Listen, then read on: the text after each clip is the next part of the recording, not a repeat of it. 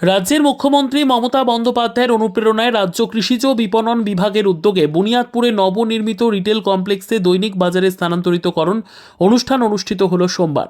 এই কমপ্লেক্সের চাতালগুলোতে আগামী দিন থেকে দৈনিক খুচরো কৃষিজ পণ্য বিক্রেতা ও ক্ষুদ্র ও প্রান্তিক কৃষকেরা ব্যবসা করতে পারবেন।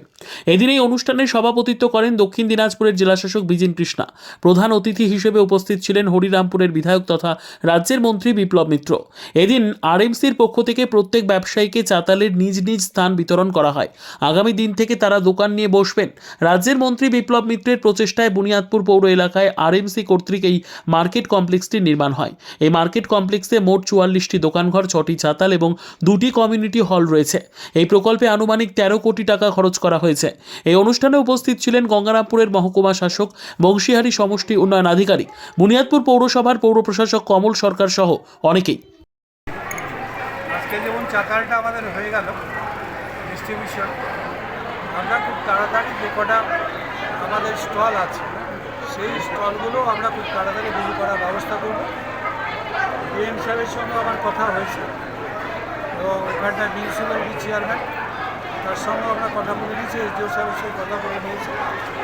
ওনারা দেখছেন ব্যাপারটা এবং সরকারি কিছু প্রসেস আমাদের মেনটেন করতে হয়। যখন ঘরগুলো আমরা ডিস্ট্রিবিউশন করব সেগুলো সব যা যা নিয়ম কানুন আছে সব মেনেই আমাদের যেহেতু করতে হবে, আমরা সেই প্রসেসগুলো ঠিক করে দিচ্ছি। করে দিয়ে আমাদের যতগুলো ঘর আছে আমরা করে দিচ্ছি। টোটাল কতগুলো ঘর আছে দাদা? এখানটায় 46টা ঘর আছে। এইটা বাদ দিয়েও আমরা ফিশ মার্কেট, যাতে এই বাজারের মধ্যে দুর্গন্ধ না ছড়াতে পারে সেটার জন্য আলাদা করে একটা সেট করে আমরা আলাদা করে মার্কেট করে দিচ্ছি পাশে। সেই জন্য মাছের মার্কেটটা এর থেকে আলাদা থাকে। এখানটায় অন্যান্য তরি তরকারির মার্কেট এবং অন্যান্য যা দোকানপাট সেগুলো চলবে।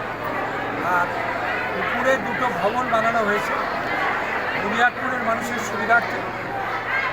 এখন তো সকলেরই বাড়ি ছোট হয়ে গেছে, কোনো একটা ছোট উৎসব করতে গেল একটা বাড়িতে উৎসব করার মতো স্পেস থাকে না।